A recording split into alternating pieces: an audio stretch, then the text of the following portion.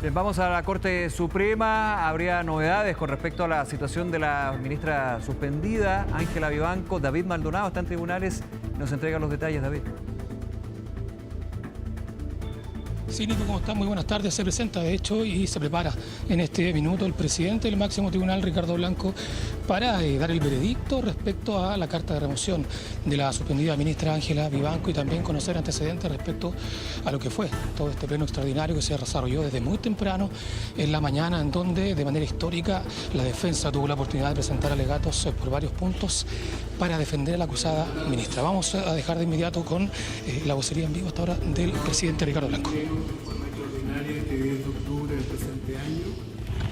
luego de oír la relación pública y el alegato de la defensa de la ministra señora Ángela Vivanco Martínez, se ha estimado necesario dar a conocer el siguiente veredicto. Pueden tomar asiento. Sí. Primero, que la inamovilidad de los jueces es una regla arraigada a nivel nacional e internacional como mecanismo para proteger la independencia interna y externa de la magistratura respecto de los otros poderes del Estado, cuyo único propósito es permitir el cabal desempeño jurisdiccional con total autonomía. Sin embargo, esta prerrogativa no puede entenderse en términos absolutos, siendo posible la remoción en aquellos casos especialmente previstos por la Constitución y las leyes. En efecto, el artículo 80 de la Constitución Política de la República recoge el principio de inamovilidad judicial y a su vez permite que la Corte Suprema pueda declarar que un juez no ha tenido buen comportamiento, ya sea por requerimiento del Presidente de la República, a solicitud de parte interesada o de oficio, y previo informe del inculpado, acordar su remoción por la mayoría del total de sus componentes. Segundo, que esta Corte estimó necesario hacer uso de la facultad constitucional antes mencionada respecto de la ministra señora Ángela Vivanco Martínez, luego de haber tomado conocimiento de hechos de tal gravedad que de establecerse como cierto revelarían un mal comportamiento que afecta a los principios de independencia, imparcialidad, probidad, integridad y transparencia que gobierna a la magistratura, e inició un cuaderno de remoción el pasado día 9 de septiembre. Tercero, que en su defensa la ministra señora Vivanco apuntó como primera alegación que para estos efectos se requiere un procedimiento disciplinario previo a la apertura de un cuaderno de remoción de conformidad con el Acta 108/2020. Sobre este punto es necesario precisar que dicha acta no se aplica en la especie, toda vez que este cuaderno tuvo como sustento el artículo 80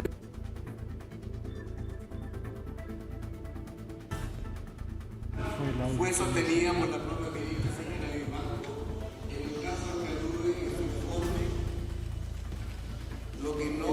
prosperó, pues ya se había iniciado el procedimiento disciplinario respecto de los investigados, de manera que su alegación en esta sede contradice sus propios actos.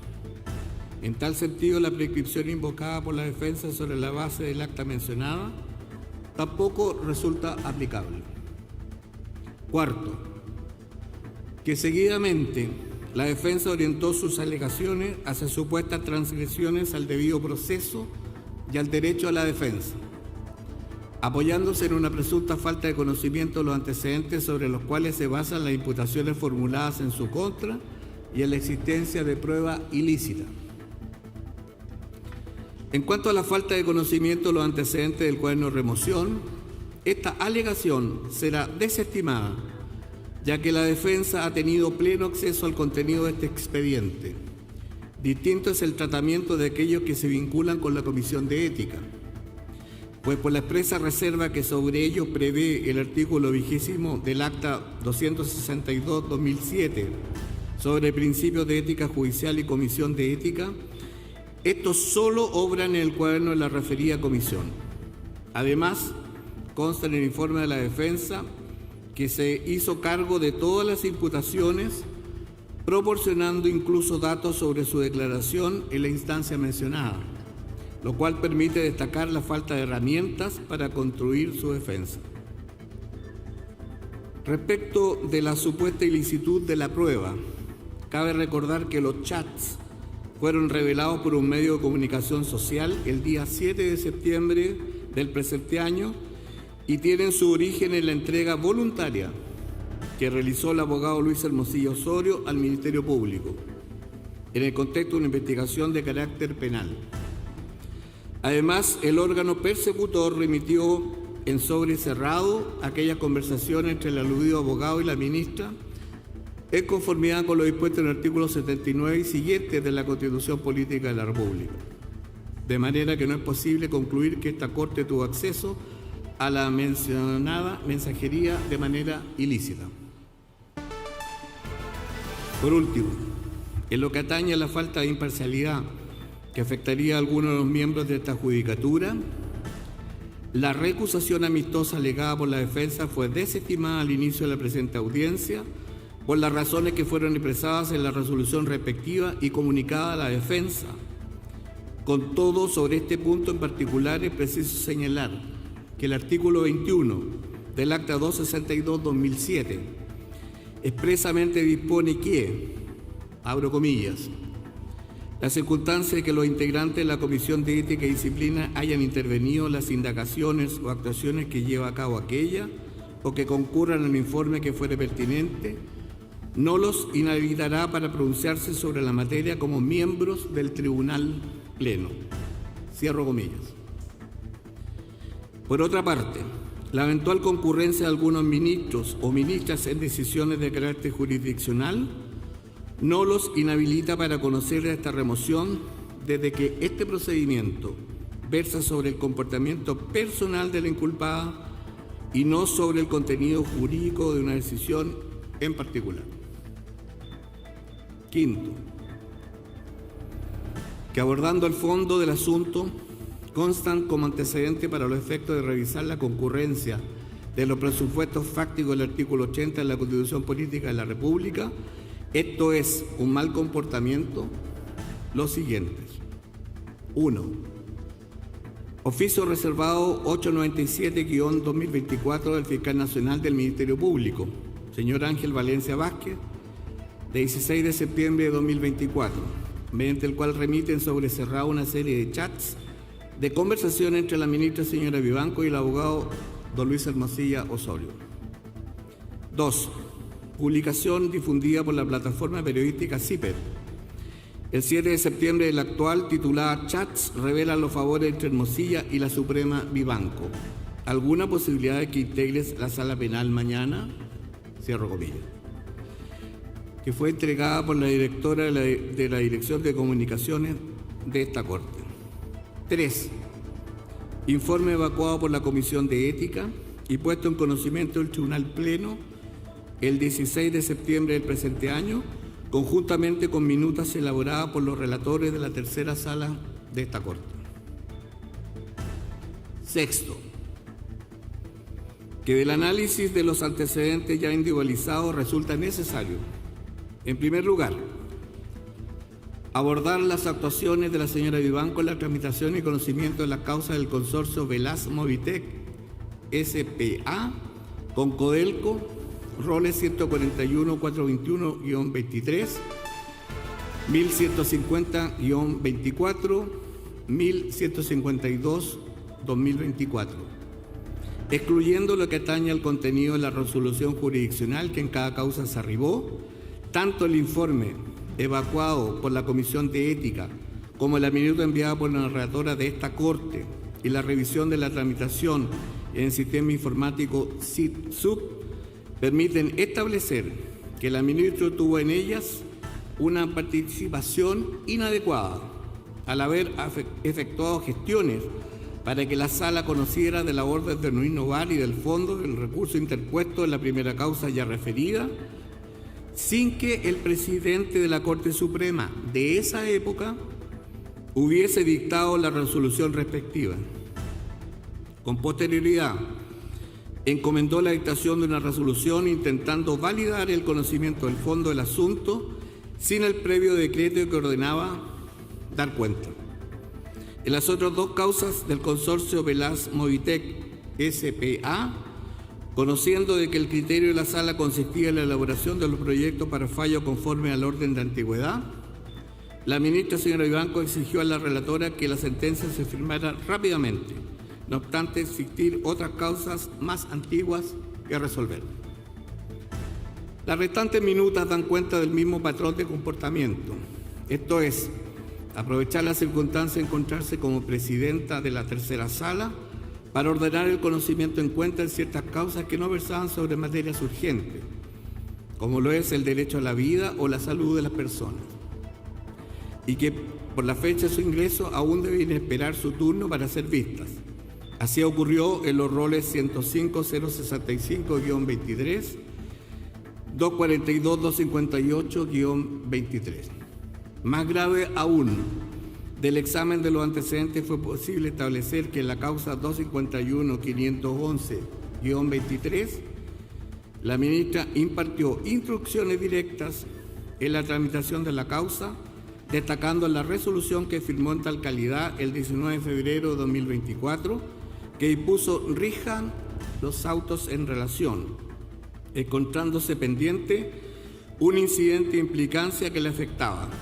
Lo anterior permite dar validez a la minuta del relator, en cuanto a que la ministra participó activamente en la tramitación de esta causa, ordenando dictar providencias cuando no integraba y participando en la resolución del mencionado incidente de implicancia.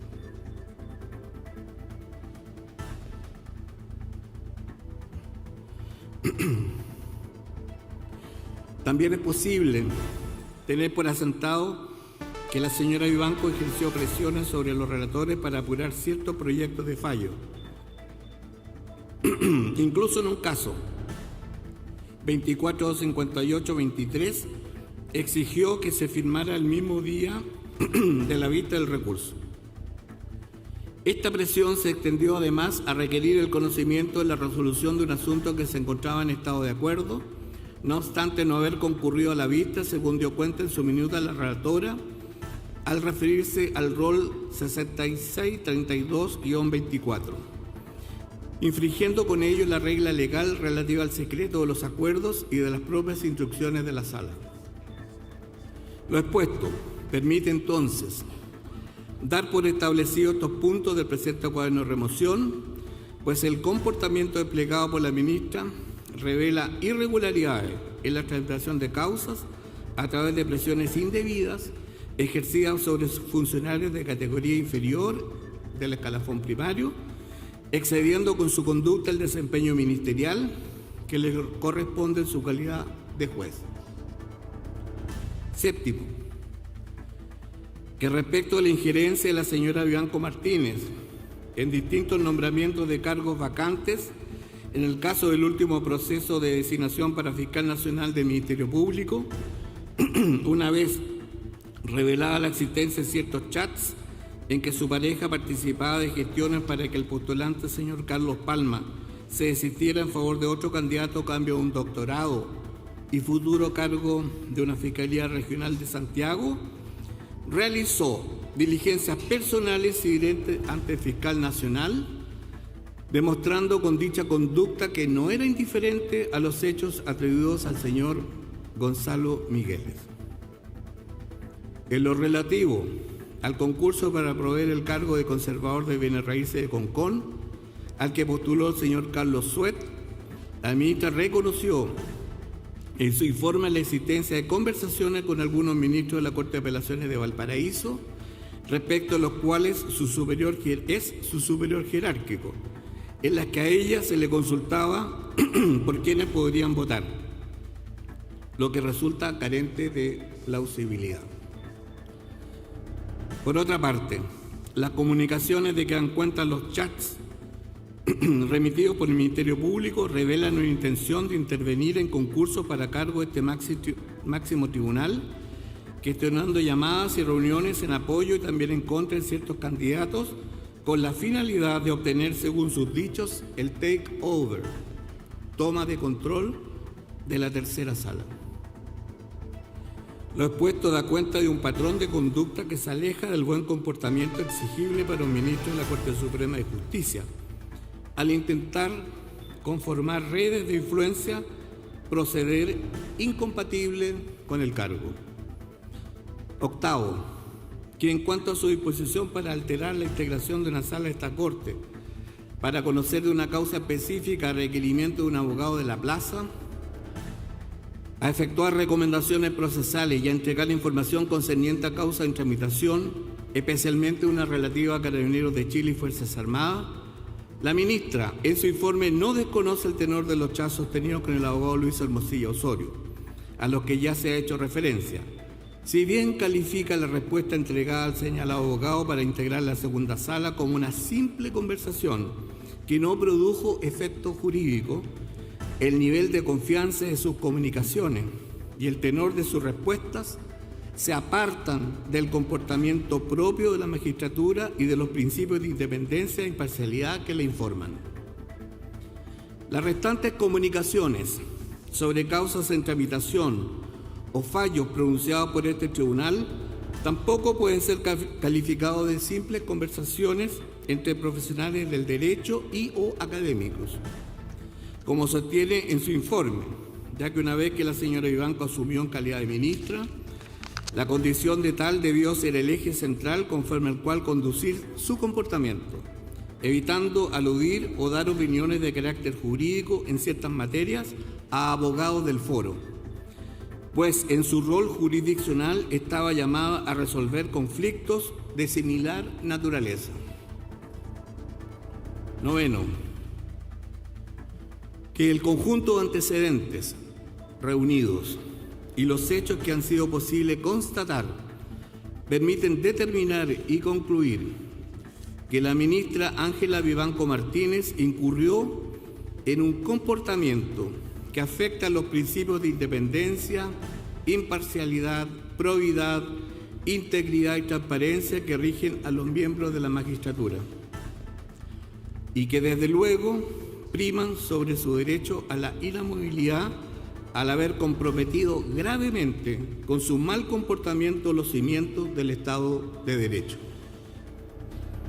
Y de conformidad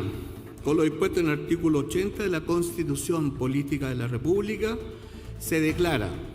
por unanimidad que la señora Ángela Vivanco Martínez no ha tenido un buen comportamiento en el ejercicio de sus funciones y en consecuencia se acuerda la remoción de su cargo como ministra de esta Corte Suprema de Justicia. El texto íntegro de la sentencia será dado a conocer con posterioridad. Muchas gracias. Entonces, del presidente de la Corte Suprema, Ricardo Blanco, quien finalmente confirma que de manera unánime los ministros han acordado la remoción, luego de aprobar la carta de remoción en contra de la ministra Ángela Vivanco. Lo que debe esperarse ahora es la redacción de dicho fallo para que llegue a manos del presidente de la República, quien finalmente debe confirmar esta decisión. Vimos el detalle también por parte del presidente en lo que fue este veredicto, ¿cierto? Luego de varias horas de pleno extraordinario donde se revisaron los alegatos de la defensa y donde recalca varios detalles, algunos positivos, otros negativos, ya que si bien se rechaza inicialmente la inhabilidad por parte de los ministros, como lo había solicitado la defensa, sí se confirma que tuvo implicancia ella en las conversaciones, ¿cierto? Habla también, cita justamente el ministro Blanco que hay un patrón de conducta que se aleja de las buenas conductas de un ministro, lo que habla, por supuesto, de que eran los antecedentes suficientes para que sea finalmente removida del cargo. Nico. Sí, te damos unos minutos para que vaya afuera, seguro hay reacciones por parte de la defensa del ministro Vivanco, quien define por unanimidad la Corte Suprema que sea removida de su cargo. Vamos a estar, por supuesto, en Canal 24 Horas con los detalles, los distintos puntos que desestima gran parte, si no toda la defensa que entregó durante la mañana el abogado Osorio, quien representaba a la ahora removida ministra de la Corte Suprema, Ángela Vivanco. Seguimos, por supuesto, en Canal 24 Horas, en todas nuestras plataformas con esta información. Nos vemos. Último minuto.